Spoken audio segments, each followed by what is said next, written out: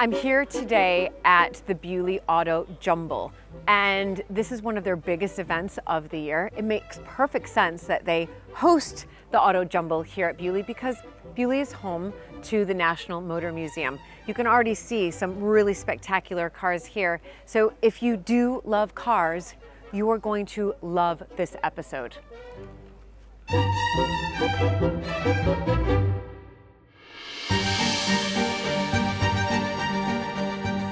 When I married into the British aristocracy, it was the start of a wonderfully exciting journey, but it was also a little daunting. I became a Viscountess, and for an American girl from a small town outside Chicago, that was quite a shock. I live with my husband Luke, heir to the Earl of Sandwich, and our family at Mapperton House in Dorset. Mapperton has opened up an extraordinary new world for me, and I can't wait to share it with you all.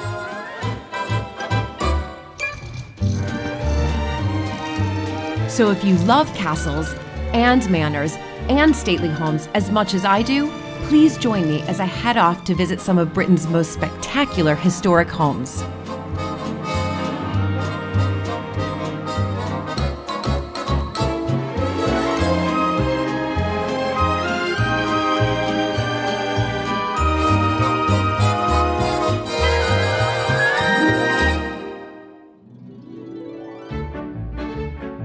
Beaulieu's Auto Jumble sales draw huge crowds from far and wide, all in search of a piece of motoring history and vintage spare parts. So here goes my first Auto Jumble experience. I have no idea what I'm looking for or even what I'm looking at. Okay, that's quite cool. That's like an old petrol gauge. Wow. This is I know that there's like 400 stall holders here, but this stall looks pretty vintage and cool to me. Here's a Mini Cooper for a 1961 something, if you want that. I have to say, I did grow up driving my dad's 1972 MG. It was this beautiful sort of bright yellow with a little bit of mustard color in there. And that's the only reason, because of my dad and that MG, that I know how to drive stick shift. Moving over to Europe, everybody drives stick shift. So thank goodness I had that MG. So maybe if I find something for my dad, I don't even know what it would be. I think it will have to, speak to me. I could send it to him. That's what I'm gonna look for, something for my dad.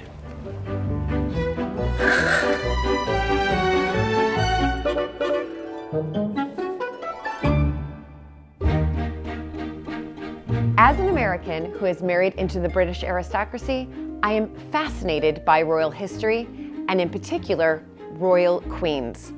I just love learning more about British history, which is why I subscribe to History Hit, who is sponsoring this week's episode.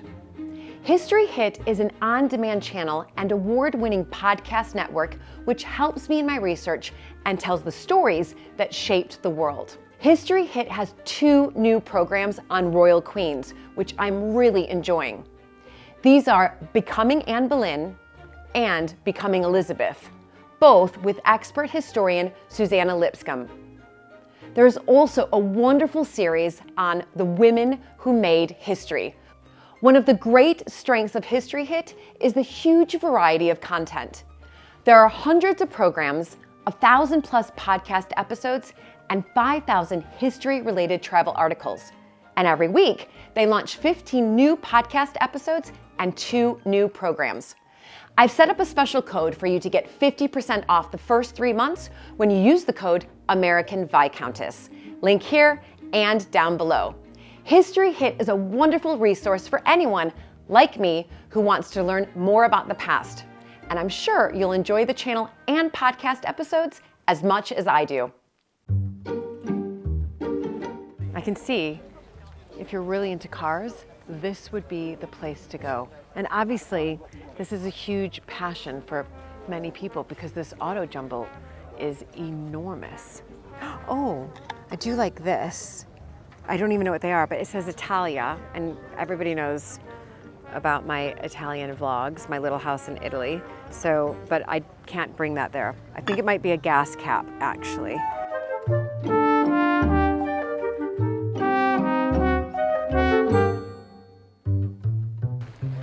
Aha, I have found what I'm looking for.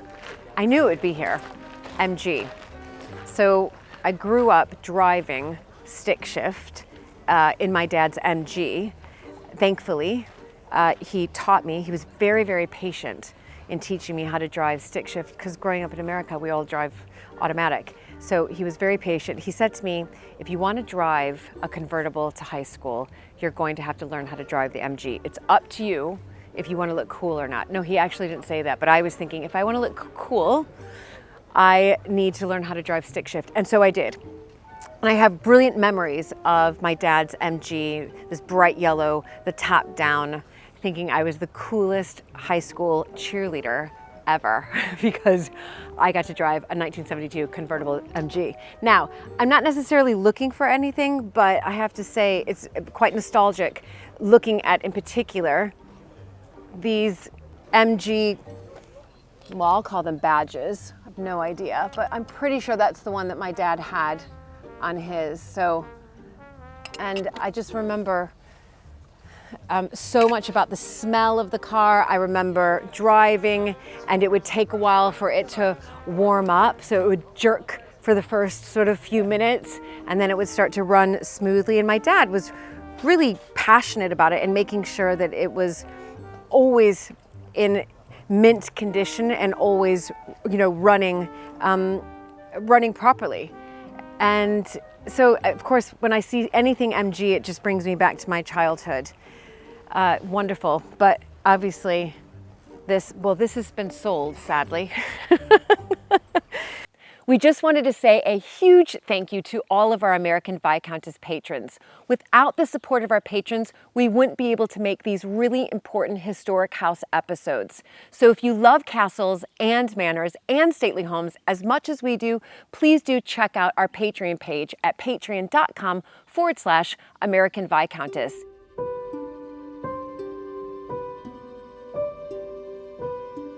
The National Motor Museum grew from the Montagu family's pioneering spirit and passion for the motor car. And that spirit remains at the heart of the visitor experience today. Here is this wonderful statue of my father, who was the founder and creator of the museum. Incredible. And so, as well as being very proud of him, I'm very pleased that everybody who comes in is welcome. He's looking out to people as they come in.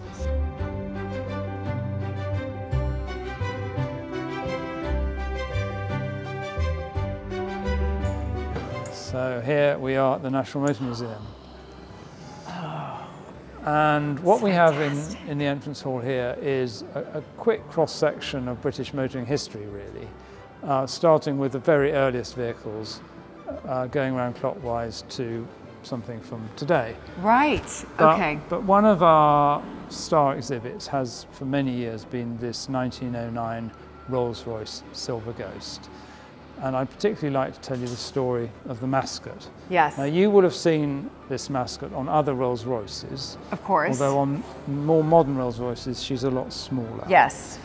Now, this mascot was created by a sculptor called Charles Sykes at the suggestion of my grandfather, because before 1911, owners were putting their own mascots on their cars, including Rolls-Royces, and Rolls-Royce felt that some of them weren't really appropriate and dignified for their products. So my grandfather said, look, why don't you commission your own official mascot?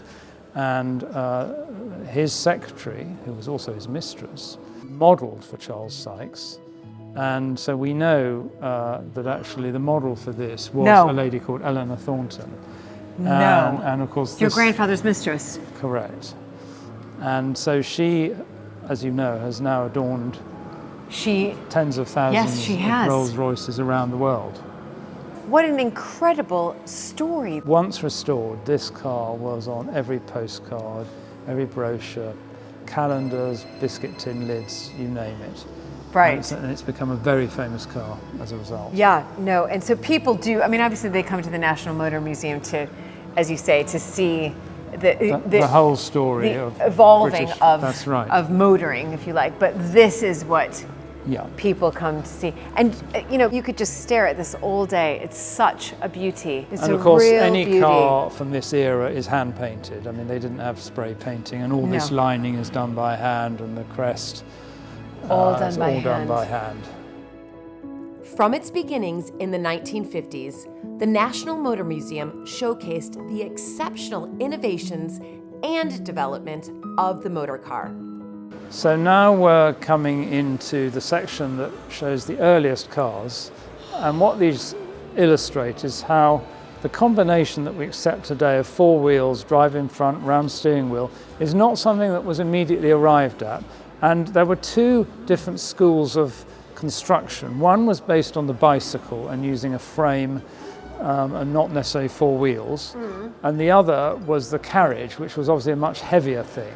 So you can see, something like this Pennington autocar is very much based on bicycle Yes. engineering, whereas this Columbia Electric, which is an American, early Oh. electric American car, you can see clearly, it almost looks as if it's ready to be pulled by a horse or two. Incredible. 1901 USA.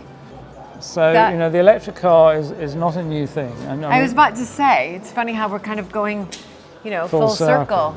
Absolutely full circle. And certainly these two cars are both regulars in the London Brighton Run. This is really my car of choice because she's such a good performer and will easily outrun the Dion which you were driving. Right, and four-seater, I see that, so quite... Yeah. And here is our, yes, Oh, a here. four-seater. Yeah. Here's our other Dion, a year later than the one you've driven, and this is a four-seater. But let me tell you, if you had four people in it, you'd struggle to get up the hills. Right. Look, you've got a Cadillac. Yeah, another No. American car.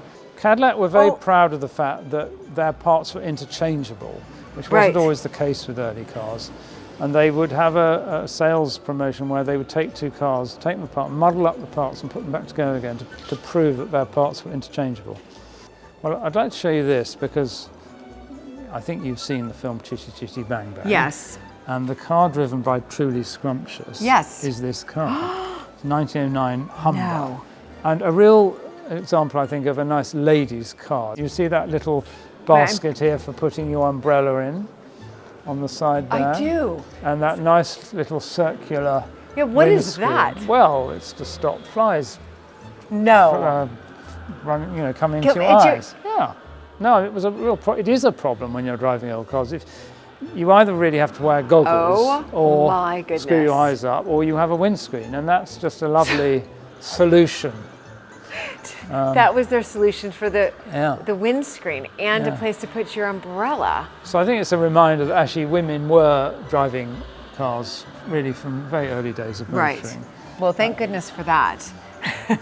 We might not have been able to vote, but we could You could at drive, least yeah. drive cars. And we're just passing Chitty Chitty Bang Bang, a car created for the film. So in a sense, it's not an authentic veteran car, but so much a part of our growing up, seeing the film. This was created for the film? It This is the was. one. Well, one of several. One of several, right, one of Because several. you know but how it yes. is in films. No, I know. Yeah. Oh, But It's like my favorite film It's just growing it is up. in itself part of motoring history, or motoring folklore at least. And No. a wonderful car to be seen in, as is this 1935 Auburn Speedster from your country. oh my goodness. This is a right-hand drive one, so made for the British market. What's interesting, I mean, it's just a fantastic piece of styling, but only a two-seater, and with no proper storage in the back, just this side door, which is large enough to put your golf clubs in. And each of these was certified to have reached 100 miles an hour before it left the factory by a racing driver called Ab Jenkins, and there's a special plate inside to verify that this right. car has been tested to 100 miles an right, hour. to 100 miles an But hour. quite nice for the straight roads of parts of California, say. It's a beauty. It's a wonderful piece of 1930s styling, isn't it? And the mascot there. Yeah, love him. Yeah. But having driven her, I have to tell you, not good for windy roads. Right. Yeah, it's rather large. Yeah, not Long. good. Long. And then, as you can imagine, it's really important for us to keep refreshing the exhibitions and have something new for people to see when they come back. And this is our present exhibition, Cars from the Bond Film No Time to Die. So these are the... Yes. And what's These are the cars interesting is they didn't buy an old DB5. Oh my goodness! The car. This is the car. Well, one of them. Well, one of them, but yes, yes. This is always the thing about films. Yes, there's several. But look closely at the damage. This is actually all vinyl. Yes. This is actually gel. It's gel. But this is real damage. This is right. When the baddies start shooting straight into the glass bomb, that really is crazed glass. Right, that is wonderful. Oh my goodness! I can't There he believe is I'm seeing doing it there. that. There it is. So has this drawn in Yes. numbers, especially during children's holidays, right. and It's a great way of combining our subject, which is obviously the history of motoring, with a popular theme. yes, yes, Which we need to do. yeah, no, absolutely. You've just got to keep creating. Coming up, I explore Beaulieu's medieval monastic roots. So we're now coming into what would have been the Abbey Church, which was the size of a cathedral. And go in search of a lost well. Oh my goodness, it's fantastic. I want to swim in here. It's lovely. It's the end of the day here at the Beaulieu autojumble. They are all packing up and leaving until tomorrow because tomorrow is day 2. But I love being right here because I can see now this stream of extraordinary vintage cars all coming out and leaving for the day. And what a day it was. I mean, I definitely walked my 10,000 steps looking at the stalls here at the autojumble, but also heading off to the National Motor Museum and looking at the James Bond exhibition. But my favorite car of all time is definitely the ladies' car with that extraordinary windscreen and that place to hold your umbrellas. So I'm just gonna sit here now. Actually, I'm gonna sit down, wave, and I wish somebody would bring me a cup of Pimm's. That would be brilliant. A glass of Pimm's, anybody? Is there Pimm's anywhere? So exhausted, I'm just gonna wave. Oh, I love your car. So amazing. Look at that. Have a great day. A little honk. Have a little honk. Beep, beep. Beep, beep. Woo! We love that. Can I just do this all day? Do I really have to keep filming? I just want to do this.